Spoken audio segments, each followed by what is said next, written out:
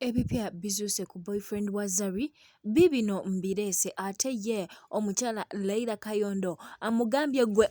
ekintu ekyo ekyokubeera ow'enjawulo tokikola n'okuwooma towooma n'amawulire amalala mangi gabeera ku Clarity Source 256 enkwangiriza gwe omulungi omugoberezi waffe netugamba okola kyamaanyi nnyo nnyini ddala okubeera nga wasalawo olonde ffe tukuwa amawulire agatambula wano mu ggwanga ne around the globe negamba gwe atanaaba ku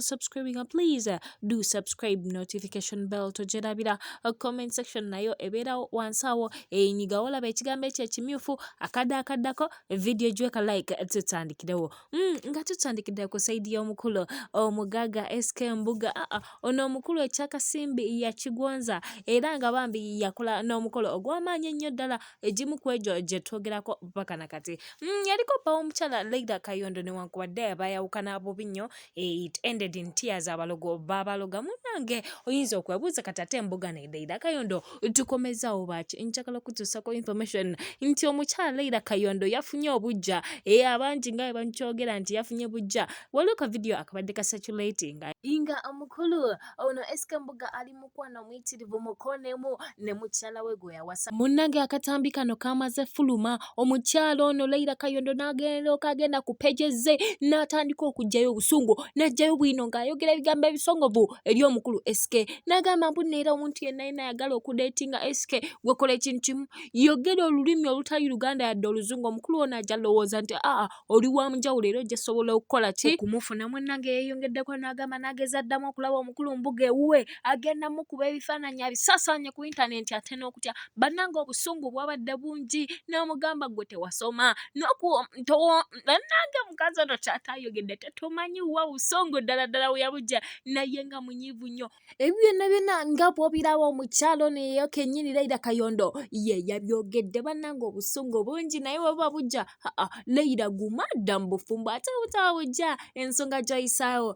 obasobodde okugituusa gyeraga ngenda kubeera nga nkujjayo nkutwaleko wa Manager Rojja ne Spicy Diana munnange twakajja tukutuuseko story omukyalo ono bintu bingi byakoze mu bulamu bwakoze Spice Girl EP ne stories endala zatuze tukolawo so olagenda mabegaawo n'oziraba munnaye omukulu ye Gravity yavaayo n'agamba ababiri bano Manager Rojja ne Spice Diana bantu babi bantu bayaaye balyake baku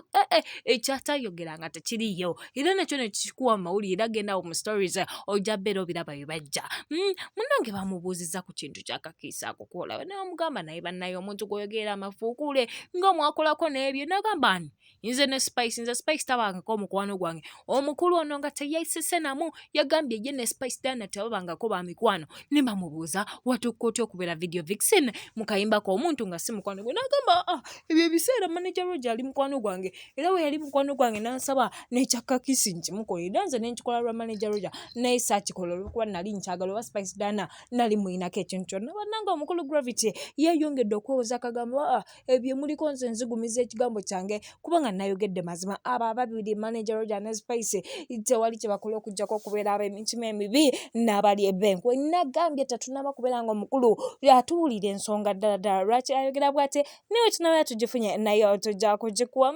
njagala nkugjeyo eyo kapaalo bannange amawulire gonna mbeera nina okubeera nga nkola kye nga kutuusako tuli wa mukyala Zari the boss lady anyirira yabagamba wayimirira n'abamu ku mmwe abato tewali we mumukwata mu kunyirira abantu babadde bamulumba nnyo nga bamubuuza ku mwami gw'alina naye yavuddeyo n'atugamba bannange omwami wange mukulu mu myaka lwakuba alya bulungi alabika bulungi alina ssente naffe ne tukola research tukunoonyeze omukulu oyo yani Bwiino gwe twamufunyeko alaga nti omukulu oyo ye Shakib Cham lutaya era mu mwaka gwa 2016 yalina emyaka 24 munnayuganda newankubadde abeera eri mu South Africa omukulu ono munnange yakulira mu Kampala wano naye n'asalawo agendewa eri South Africa bingi bye twamufunyeko naye byonna tugenda beera tubikuwa kati twagala osooka okugamba bombi bannayuganda era kati bw'obeera osobola obalabalamu nti mwaka gwa 2016 mukaaga omukulu ono wabeera yalina emyaka 24 kati ayina emekece kikulekedde kubanga osobola kitegeera si muto nga we tubadde tulowooza wabula omukyala yatugambye omwami wange alina ssente alya bulungi asula bulungi ensonga lwaki anyiira bw'atyo ne mulowooza nti ki mwana muto munnange ebyo biri ku sayidi eyo naye ng'ababiri bano bo mubaleke beeyagale bannange omukyala Zari yabagamba mukole ssente mweyagale singa ensonga zino temulikola ki kuzikuliriza naye mulaba n'ono ne mulaba n'oli mwe ne muzikuliriza ekintu we kibeerera eky'amaanyi naye ye n'omukulu Shakib mu kaseera kano tewali kyabagamba kubanga buli wamu bajja kutuukawo nga bali bonna babalumye mmwe mwogere mulumu emitwe nga ye omukyala Zari Hassan agejja bugeza nyumirwa bunyumirwa nga gye mukoma n'ogamba omulenzi muto omulenzi si muto omulenzi mukulu ddala era yeetegeera ekyakola bannange omukyala Zari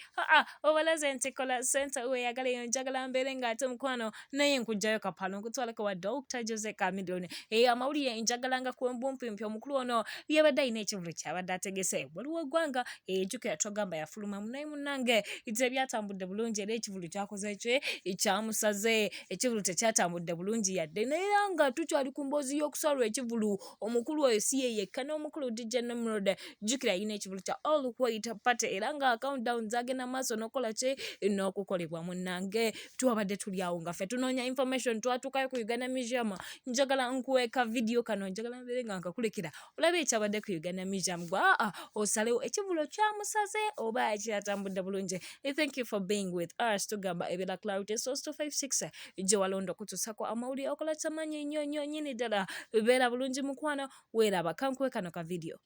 Kanimiro terina amusibula. Ekivulu ekyabadde All White Party olwokuba Uganda Museum yali ya green